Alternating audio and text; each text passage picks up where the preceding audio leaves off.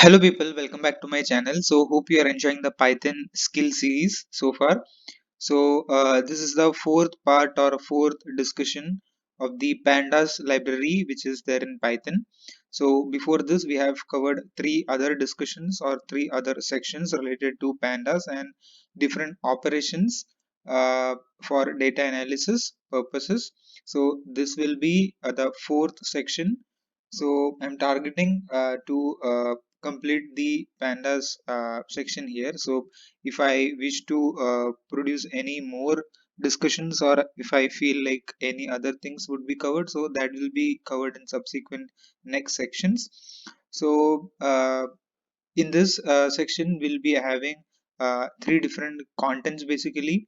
So first we'll see how to apply the apply function or the usage of apply function. It's basically used when you want to do a collective things, or basically it is used for labeling the items which are present in your data set.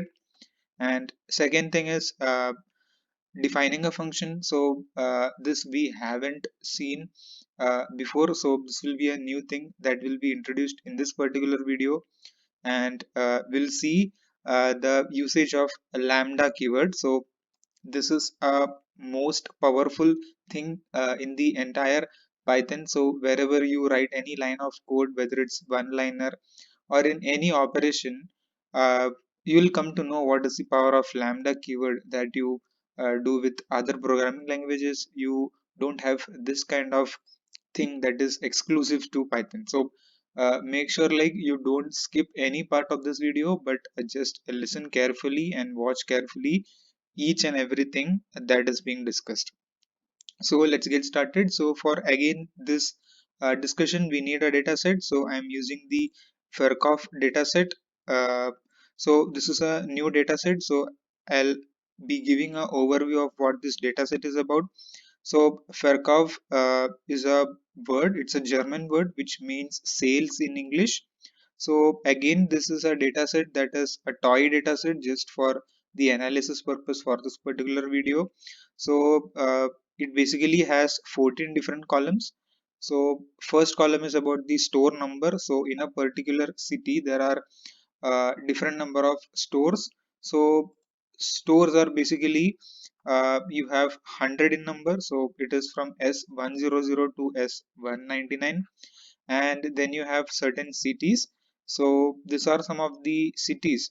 In fact, so these are not cities; these are states basically. So you have Thuringia, Schleswig-Holstein, and Saxony-Anhalt. These are states, but I just made it into a city. So for easy discussion. And then the other 12 columns are basically the different months of year. So it is basically from January to December. And what you see here, this figures, these numbers are basically the sales in each of the stores in that particular year with respect to that particular city. So these numbers were originally in the format of this representation, but for our simplicity we just consider only the real valued numbers. And all the numbers which you can see, it has a precision of 0.000, that is three decimal places after the number, or three zero values. So all values are in thousands. So this is interpreted as 9,000, 21,000, 11,000, 15,000, and so on. So for our analysis purpose, for calculating the various things which we'll be discussing in this video, so for that we have considered a simple real valued integer number. So that was a quick introduction of the dataset that we are going to use. And so I have imported into my workspace. So first let us see where we can use the apply function. So apply function basically works on the whole dataset as a whole. So whenever you apply on any column, it will be not applied to the column in fact, but to the entire columns or whatever columns you have. So it doesn't works in a part by part fashion, but it works as a whole. So what we do is first we import the pandas library, and so we create the data frame by reading the CSV. So we do the head and say this is my data set. So what you saw on this spreadsheet, the same thing. And if I do a df dot count of the cities, that is a unique city that we have Schleswig Holstein, that is 43, Thuringia, that is 35 in number, and Saxony and Hall, that is 22 in number, and all these numbers are in the data type of integer 64. So next we see the usage of the apply function. So like I mentioned before, it works on the whole data set but not in parts. So what we do is we do a month-wise analysis. So if you just look into this, so what we want to do is we want to compute, or we want to calculate the mean of this particular columns, that is the month column. So mean can be obviously applied only to the numeric column. So by default you have all the numeric columns in this range, that is from the January to December. So what we do is we just call so to this data frame. So data frame consists the column. So this entire thing is our data frame, and to this we are applying the mean. So if you remember before this, we have discussed about the aggregation functions, that is in group by and summarize. So there we encountered first the aggregate functions, that is we have the mean, min, max, count, standard deviation, and so on. So we have to calculate the mean. So that is our requirement mostly in companies. If you want to do the analysis of the monthly calculation, so on a year they do this. So like in every month, like in January, February, March, April, and so on, they take a monthly calculation of the average sales that is happening. So for that we are mainly using the mean.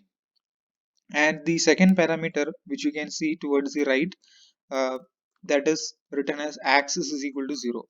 So axis is equal to 0 means like it works in this way, the thing which is highlighted. So it works in a column fashion. So by default, if you don't even specify this axis is equal to 0, it will be considered as column wise. So axis is equal to 0 is default, works on columns, and opposed to this, if you put axis is equal to 1, so that works on rows.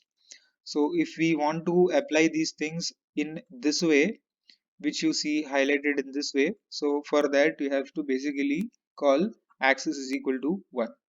So if I run this particular cell, what I obtain is I get the average or the mean values of all these particular things, that is from 100 to 199 for each of the months, and you get in a float representation.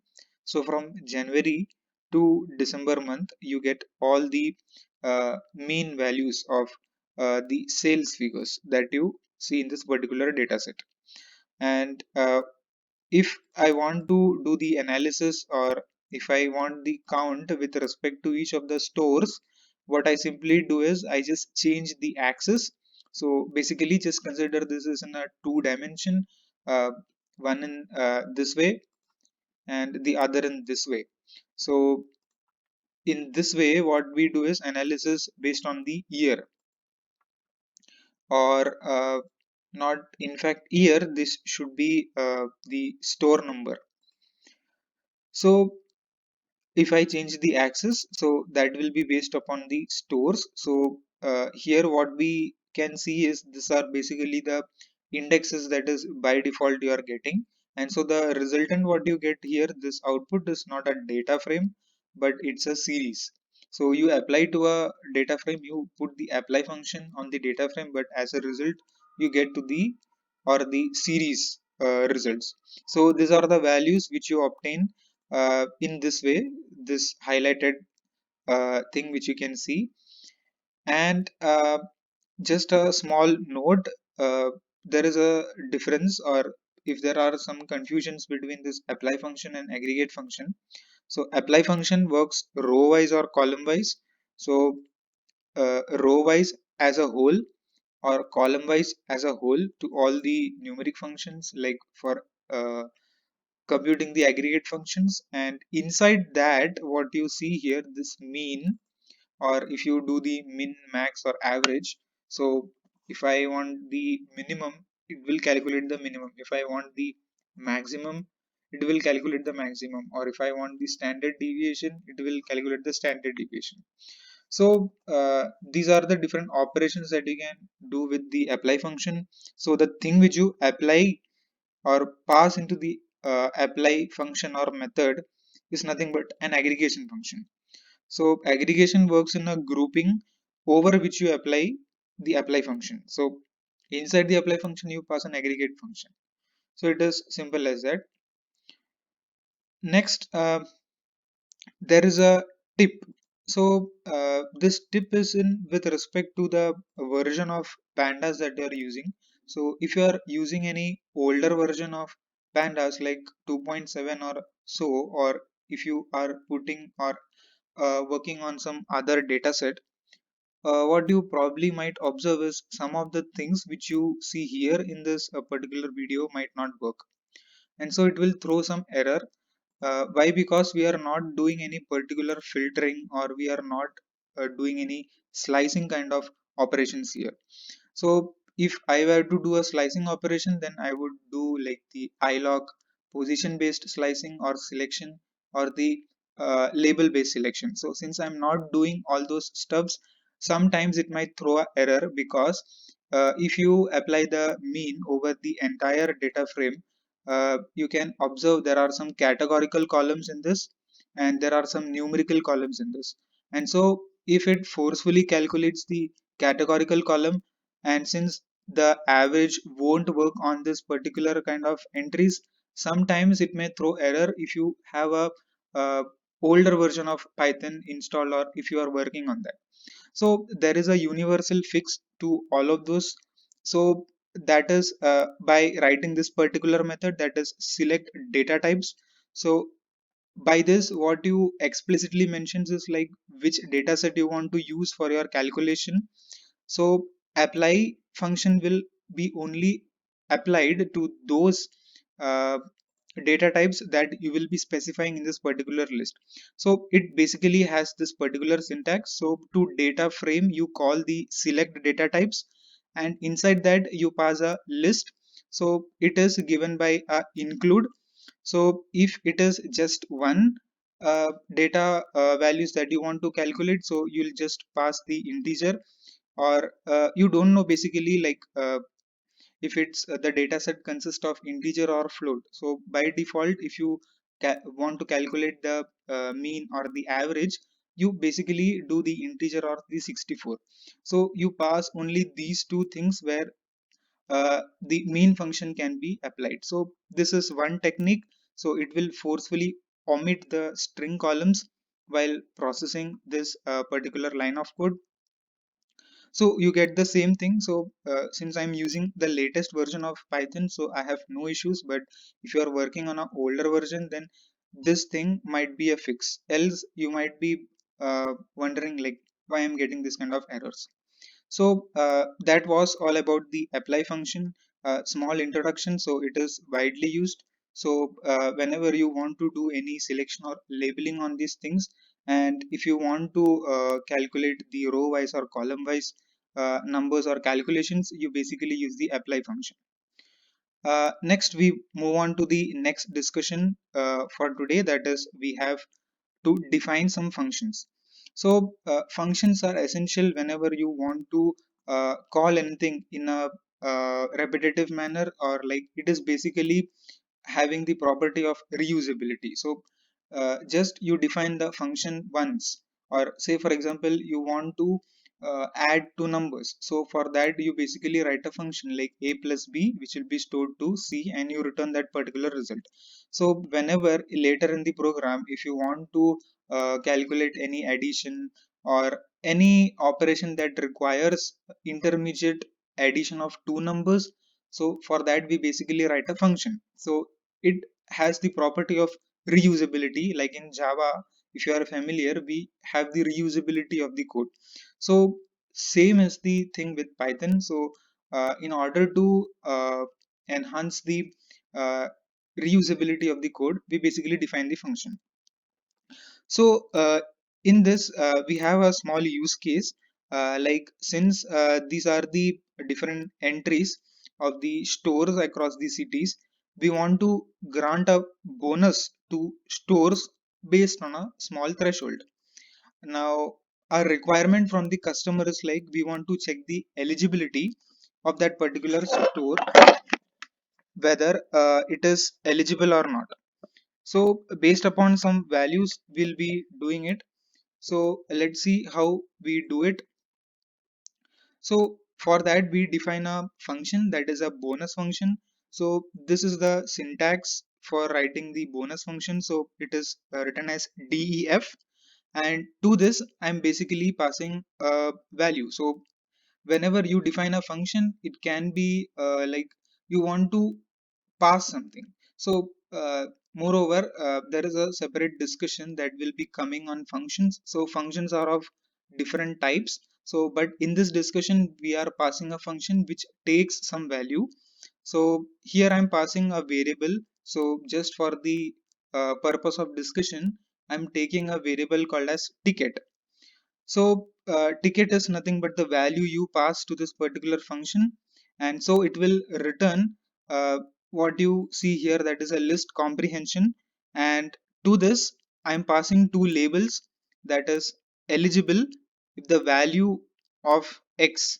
So x is the basic iterator, if you know. So if the value is greater than 20, it will be eligible, or the store will be eligible for granting the bonus, or it will get the bonus. Else if it does not satisfy this condition, it will be not eligible for the bonus. So it is as simple as that. So it will be in a repetitive fashion. And so since we are using the list comprehension, we are passing a list. So if I basically run this, what happens is when this function is called, this particular list goes into this particular return statement, and so it will check each of the values whether it is greater than 20 or not, and so it will do the labeling of that particular number. So what here we did is we just converted the real value into categorical value, or into class labels, what we say. So that is not eligible and eligible and so on.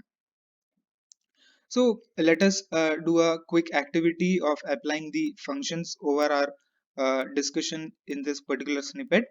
So what I have is I'm importing a Numpy function. So I'm creating an alias, and now I want to apply this bonus function which I've created here into this for calculating or for checking the eligibility for a particular store to give bonus or not. So how will I do that? So it can be done in two ways. So I'm discussing the simpler way.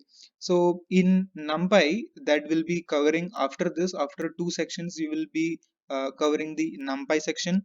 So in NumPy, what you basically have a method, that is where method. So it works in the similar way. The thing you write in if else. So instead of doing this thing, the alternative way is by calling the where function. So the we have the same syntax here. So we define the bonus function, and to bonus function I'm again passing a number, that is sales figure. So this is random, like how you decide this x here. So it can be anything, it can be I, A, B, C, any number.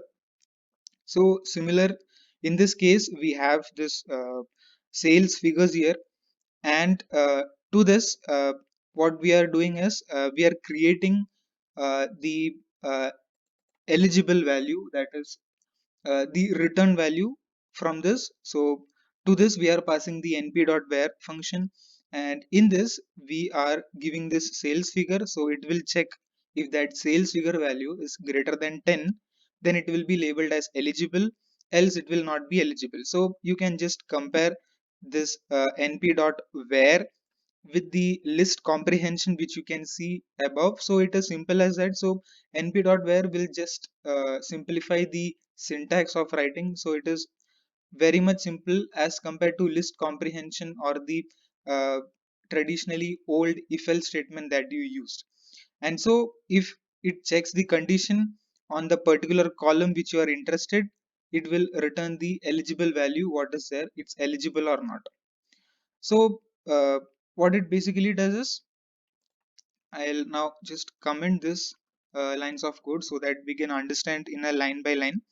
So the thing which I discussed above, if my apply bonus function works on the entire data set, and if there are some categorical columns, or if there are some class labels or default class which are categorical and to which I cannot apply the mean function, then it will throw some kind of weird errors, that is unsupported, unformatted list, string type and stuffs like that. So this is the fix that I have discussed before here, that is the tip, bonus tip.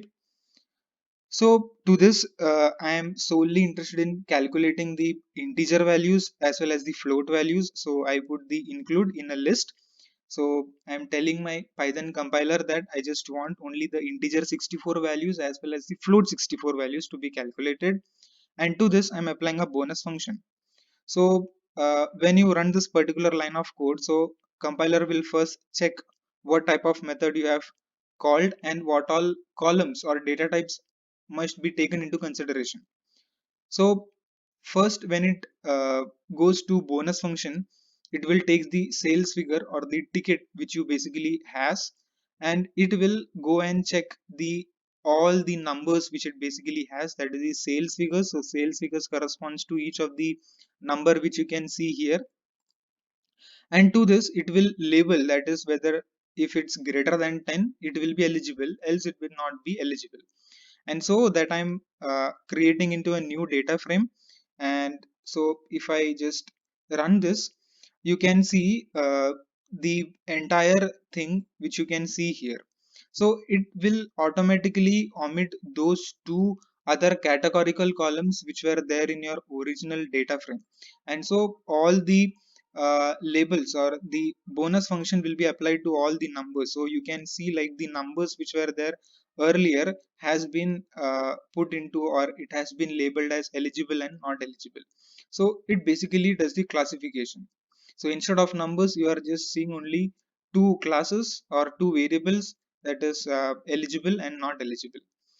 Now what I want to do is, I just want to my customer says like I want my old data frame as well as the new data frame. So I just want in a concatenated view, just one after the other, I just want to compare like whether you applied the function correct or not. So there can be some discrepancies when you do the coding. So for that, to give a better summarization or visualization to the customer, we want to do that at some times.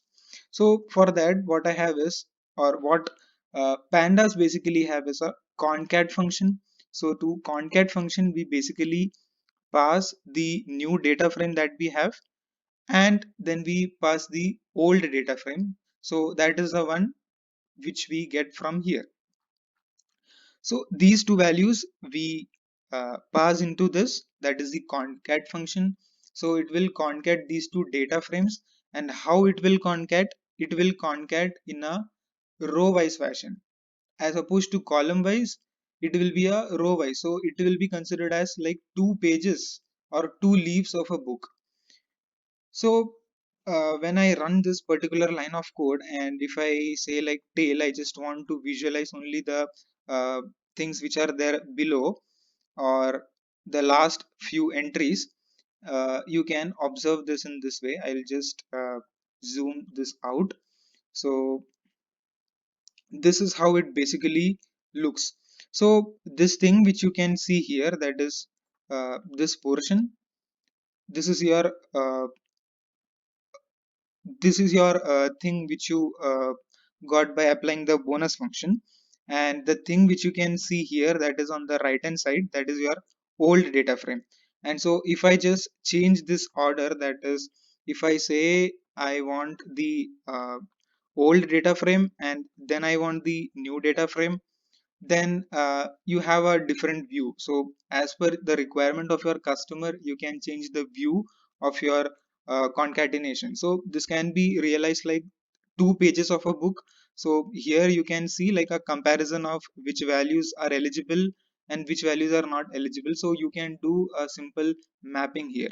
So this was the use of the function, or like by defining a function you can do this kind of labeling activities across the entire data set.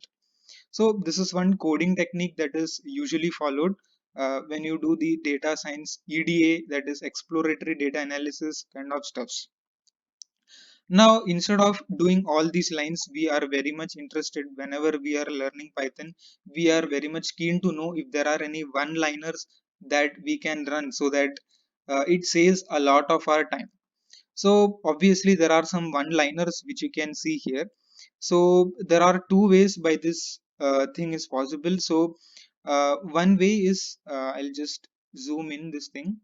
So yeah, now we are good to go. So first thing is like we can use the POS based indexing, that is the positional based indexing or labeling. So to this, what I'm doing is I'm using a ilog function. So ilog does the wants the position. So I'm saying my data frame like, or ilog like, I just want from the second column. So it will omit this 0 and 1. So it will start from January and all the columns up till December and all the rows. So rows is for this thing, and it will include the integer 64 and the float 64. And to this I'm applying my bonus function. So that is nothing but it will have the function call here, and it will do the all the activity that we have discussed here, and it will result the head of the data frame. So when I run this, you get the same output as opposed to here what we did here. So this was a line of code that you had here this much. So this is the one liner that you can do. So if you do the POS based thing, then you can also do the ilog based stuff. So that is also as simple as that. So instead of writing the uh, index or the position of that particular column, you just mention the name, or you just pass the uh, name of that particular column. So here I just want the Jan column, and from Jan I want all December. So just make sure you write the LOC, and I just call the bonus function again the same way. So you get the same output here. So this is as simple as that. But the most powerful thing that you can do is like you can do all these operations by not writing the function itself. So you can completely omit the function, and the best part is like it can be written in a one liner. So if you are keen to know like how we can do this, then just don't skip this part. So interesting part is coming up here. So that is nothing but the lambda expression. So lambda expression is one of the most followed coding techniques, or especially in Python, when you want to do any activity in a recursive fashion. So if you just see the function or the bonus function which you saw above, it did the activity in a recursive function. So for each cell or for each value from the data set, it has to call the bonus function again and again. So it will do the operation and check. So there might be some kind of memory overhead here for doing the or for the compiler to do the activity. So lambda expression will do all those kind of things in a much easier and efficient way. So first thing it will do is it will omit the use of function call. So you need not write any function call for that. And the second thing is it is basically used for recursion, that is for doing any activity one after the other, or like calls within one particular program. So it is like function call within function call. So you are calling that function again and again. So to have a to know like how you can use the lambda expression, we'll first have to see how it is basically written. So for that I basically have this particular example. So this, if you know, like we used to write the factorial program for calculating the factorial of any particular integer value. So what we do is here we take a number from the user, that is integer value. We just don't check for any negative cases or negative scenarios in this, just for simple understanding. And the main thing is like this is our main thing, that is how to use the lambda expression. So the lambda expression is written in this way. So basically here whatever you enter, that is your number, that will be stored in this variable n. And to this I am writing a keyword, that is lambda, and lambda will be applied to that particular variable, and after this there will be a semicolon. And so whatever operation you want to do, that you specify here. So now what I have done is I have passed a if else statement. So what it will basically do is if you know the logic of calculating the factorial, it is simple. So if the value or the value of n entered by user, if it is either 1 or either 0, then it will always return 1, because 1 factorial is also 1 and 0 factorial is also 1. So that result is basically what you see here. And if that condition is not satisfied, or if user enters some other value other than 1 or 0, it will do the else part. And so in else part what I have is I have n times result of n minus 1. So how this basically works, say for example user has entered a number 5. So it will obviously go here. So first n will go here, that is 5, and then to lambda 5 it will check this condition. This condition fails, it will be handled by this else part. So it will be 5 multiplied by result of n minus 1. So then n minus 1, that is 5 minus 1 is 4. Then it will again do the function call. So it will be inside this particular line itself. So control will not be going anywhere else. So basically you can see there are no functions that I've written for this. So the next number, that is like you already have 5 in the buffer, then 5 multiplied by 4, then you just decrement it by 1. So 4 minus 1 is 3, then 5 into 4 into 3, then 3 minus 1 is 2, and so you have 5 into 4 into 3 into 2 into 1, and you get the final result. So this is how it basically works. So if I just run this and if I say like I want the factorial of 5, you can see the factorial of 5 is 120. So it is as simple as that. So now this same thing we can write in like for calculating these things, like for labeling these things. So it is very simple. So just make sure like you write this syntax very carefully. So the thing that I'm doing here, the first I'm selecting on from which column I want to apply this, and to that I am doing this pre-processing to just limiting this operation only to integer as well as the float columns. And to this I'm passing the apply function, and in this apply function I am passing this lambda expression as a whole, just completely avoiding any kind of function call which is there outside the program. So in this I am passing this sales figure which you have seen here, that is the same thing. I'm passing here, and here what I'm doing is this is my operation in lambda expression. So it will be a list comprehension, that is it will be in a for loop. So it will check if any value is greater than 10, it will be eligible, else it is not eligible.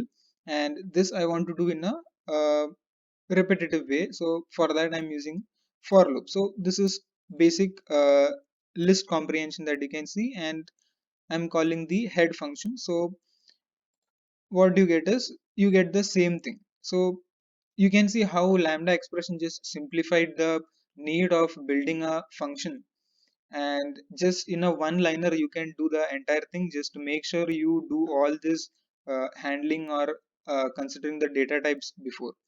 So well, that was all regarding the discussion about the lambda expression, then defining a function, and some of the one liners, and the usage of the apply function in pandas. So hope you guys enjoyed this video. If you found you got edge about this video, please do like, share, comment, and if you are new to this channel, please consider subscribing. Thank you very much for watching this video.